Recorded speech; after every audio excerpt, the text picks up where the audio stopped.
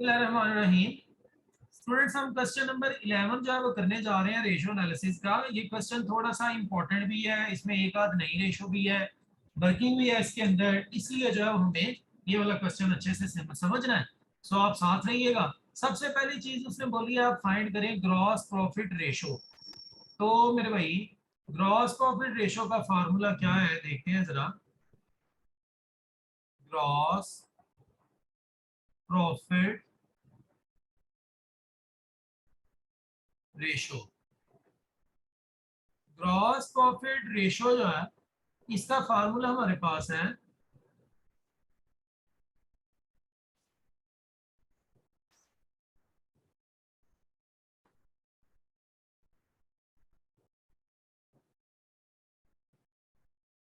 एक मिनट जी।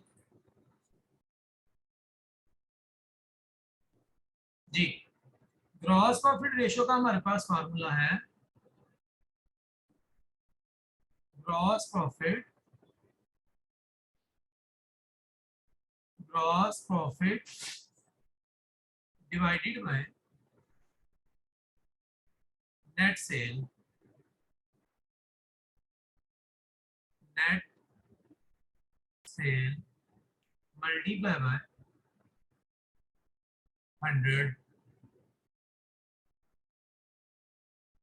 नहीं जी, क्वेश्चन जरा बोले क्या आपके पास ग्रॉस प्रॉफिट मौजूद है? भाई यहाँ पर हमारे पास फिक्स एसेट्स हैं, करंट एसेट्स हैं, इन्वेस्टमेंट है, सेल है, कॉस्ट ऑफ गुड्स सोल्ड है, ऑपरेटिंग एक्सपेंस है। आप चलें तो देखें आपके पास यहाँ पर ग्रॉस प्रॉफिट मौजूद नहीं है।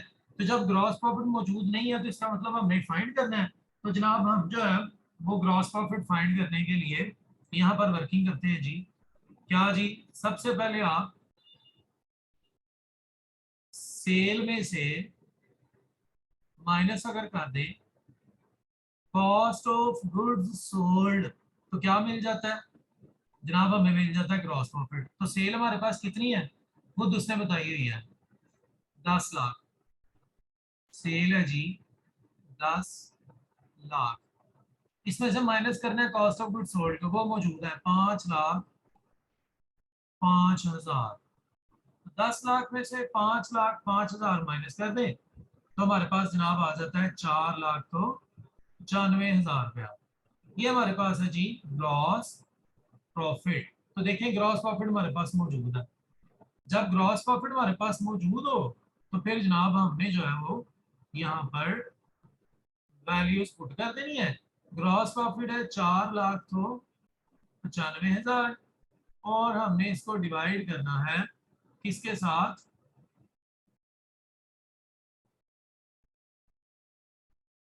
नेट सेल के साथ। नेट सेल है 10 लाख मल्टीप्लाई बाय 100। तो अब आप जरा चेक कर लें आपके पास क्या जवाब आएगा। ले जी, जवाब आ जाएगा 49.5%। नहीं जी, एक चीज हम जनाब ट्रेस कर चुके हैं।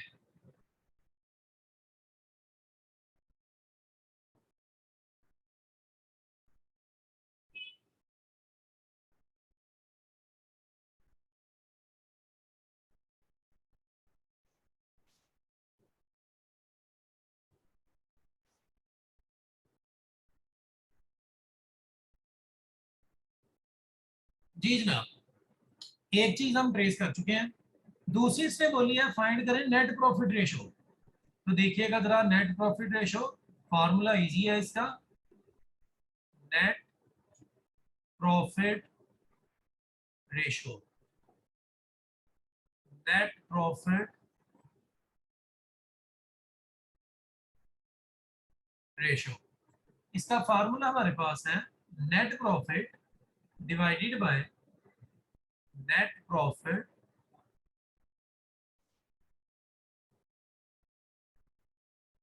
Divided by net sale, net sale multiply by 100। नहीं जी, net profit divided by net sale multiply by 100। अब हमारे पास नेट प्रॉफिट नहीं है। नेट प्रॉफिट मालूम करने के लिए हमें ट्रेस करना पड़ेगा उसे और हमें इनकम स्टेटमेंट बनानी पड़ेगी। इनकम स्टेटमेंट देखें कुछ हिस्सा मैंने बनाया हुआ है। कैसे जी? ये देखें आपके सामने अभी बनाया मैंने लिखा है सेल लेस सीजीएस, तो आंसर आ गया ग्रॉस प्रॉफिट। ग्रॉस प्रॉफिट में से अगर माइनस कर दिया जाए ऑपरेटिंग एक्सपेंसेस को, minus operating expenses, operating expense आपको पता है दो तरह के होते हैं, सेलिंग से रिलेटेड और एडमिन से रिलेटेड। तो जनाब उनको यहां से माइनस कर दें।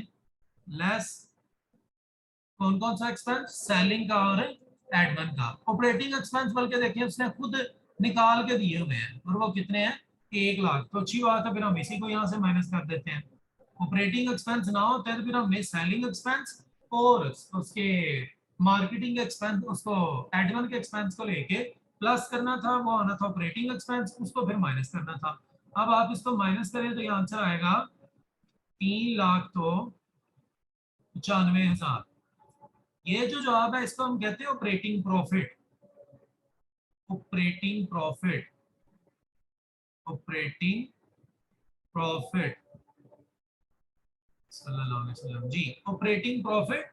इसमें से फिर हमने माइनस करना है, सॉरी इसमें पहले आप ऐड कर लें कौन सा एक्सपेंस थी? इंटरेस्ट, आमदनी ऐड करनी है। कौन सी? Interest on investment. हमने इसमें ऐड करना है interest on investment, interest on investment. अगर ना हो तो फिर बात आगे बढ़ाएंगे, लेकिन अभी क्योंकि इंटरेस्ट ऑन इन्वेस्टमेंट हमारे पास है तो हम उसको ऐड करेंगे। इंटरेस्ट ऑन इन्वेस्टमेंट है 25,000, इसको आप ऐड कर लें तो आपके पास जवाब आ जाएगा 4,20,000। इसमें से फिर आप माइनस करें interest on debenture, interest on debenture, spelling को मेल लिखिएगा, वो है जनाब 20,000। तो आंसर आ गया 4 लाख। इस 4 लाख को कहा जाता है प्रॉफिट, प्रॉफिट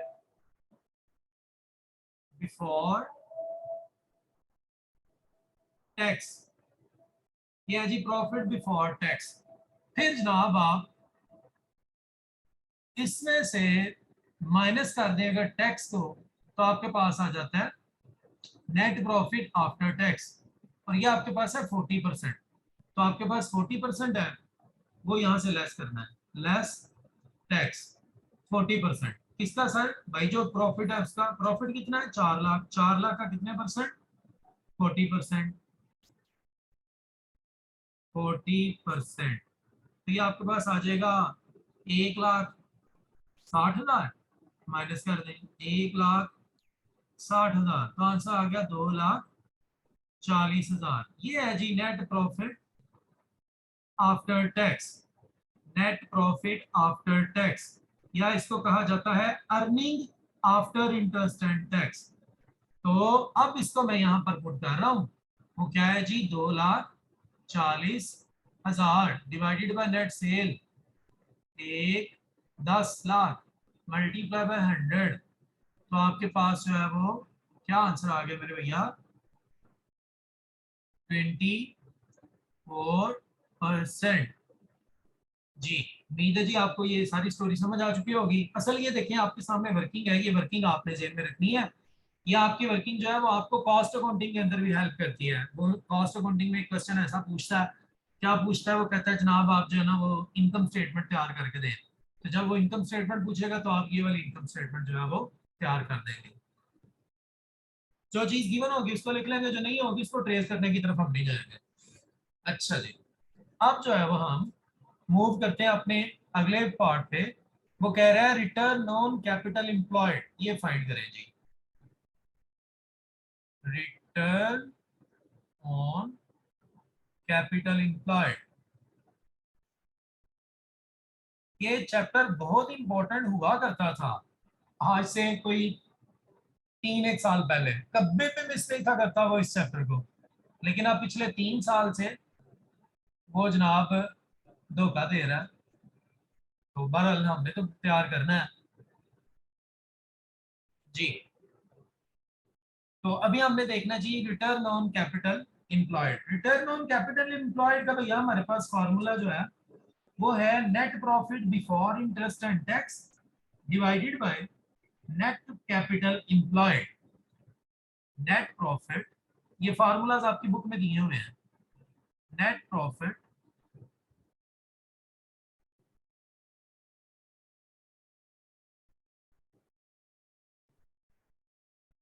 जी जनाब, नेट प्रॉफिट बिफोर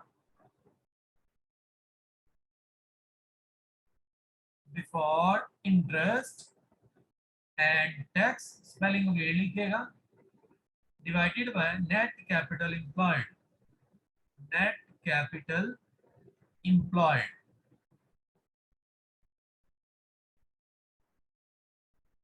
जी।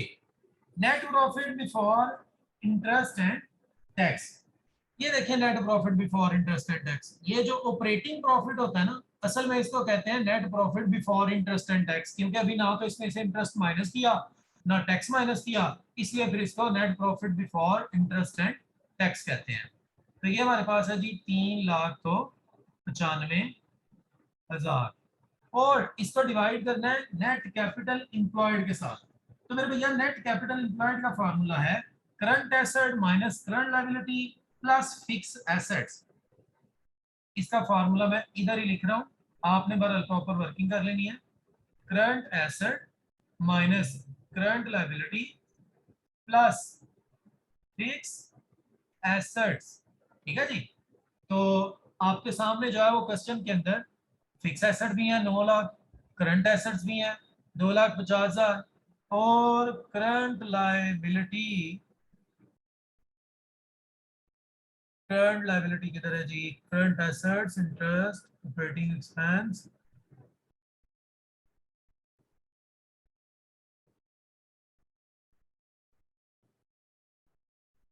Current liability